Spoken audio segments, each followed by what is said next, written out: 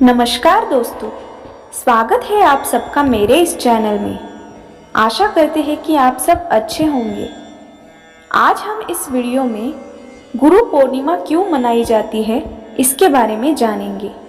आखिरकार क्या महत्व है गुरु पूर्णिमा का और इस साल यानी 2023 में गुरु पूर्णिमा कब मनाई जाएगी। तो आइए जानते हैं गुरु पूर्णिमा का महत्व और उसकी तारीख। हर व्यक्ति का जीवन बिना गुरु के अधूरा होता है। गुरु ही होते हैं जो हमें सही और गलत मार्ग का अंतर बताते हैं। गुरु पूर्णिमा का दिन उन्हीं गुरुओं को नमन करने का दिन होता है। आषाढ़ महीने की पूर्णिमा को गुरु पूर्णिमा के नाम से जाना जाता है। हमारा भारत देश अनेक परंपराओं का साक्षी रहा है। इन्हीं परंपराओं में से एक है गुरु शिष्य परंपरा। प्राचीन काल से ही भारत देश महान गुरु और उनके शिष्यों की जन्मस्थली रहा है।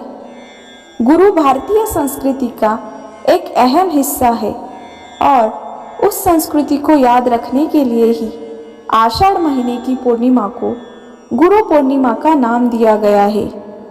गुरु पूर्णिमा के सापेक्ष यह भी माना जाता है कि इसी दिन वेद व्यास जी ने वेदों का संकलन किया था और कई पुराणों, उपपुराणों और महाभारत की रचना भी की थी। इसीलिए इस दिन को व्यास पूर्णिमा भी कहा जाता है। शास्त्रों में गुरु को भगवान से भी ऊंचा दर्जा दिया गया है। गुरुओं के बारे में स्वयं भगवान शिव जी कहते हैं कि गुरुर्देवो गुरुर्धर्मो गुरु निष्ठा परम तपा गुरो परतरः नास्ति त्रिवारम कथयामि ते। अर्थात गुरु ही देव है, गुरु ही धर्म है, गुरु में निष्ठा ही परम धर्म है, गुरु से अधिक और कुछ भी नहीं है। आपको ज्ञात होगा भगवान शिव भी किसी न किसी के ध्यान में लगे रहते हैं, यानी उनसे भी बड़ा कोई है जो उन्हें मार्गदर्शन देता है और जिनकी शरण में वे अपना मस्तक झुकाते हैं। यानी कि गुरु की आवश्यकता सिर्फ मनुष्यों को ही नहीं है बल्कि स्वयं भगवान को भी होती है। ये बात गुरु सांदीपनि और कृष्ण जी पर अच्छे से लागू होती है। गुरु सांदीपनि भगवान कृष्ण और बलराम दोनों के गुरु थे। उनके गुरुकुल में कई महान राजाओं के पुत्र पढ़ते थे, लेकिन गुरु सांदीपनि ने कृष्ण जी को पूरी 64 कलाओं की शिक्षा दी थी।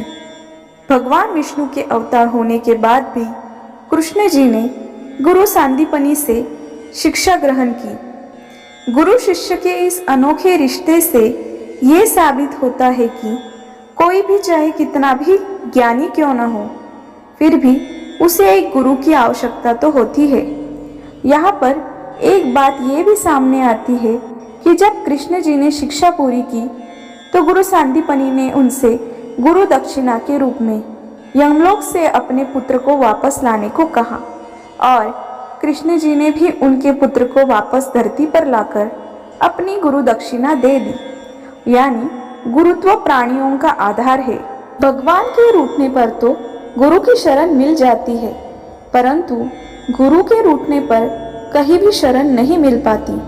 एक गुरु आत्मज्ञानी, आत्मनियंत्रित, संयमी और अंतर्दृष्टि से युक्त होता है, जो अपने शिष्य की कमजोरी, ताकत, उसकी बुद्धि को भली भांति पहचान कर ही उसे शिक्षा प्रदान करता है, ताकि अपने ज्ञान के क्षेत्र में उसे कोई पराजित न कर सके।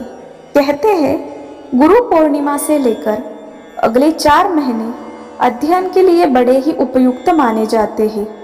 साधु संत भी इस दौरान एक स्थान पर रहकर ध्यान लगाते हैं।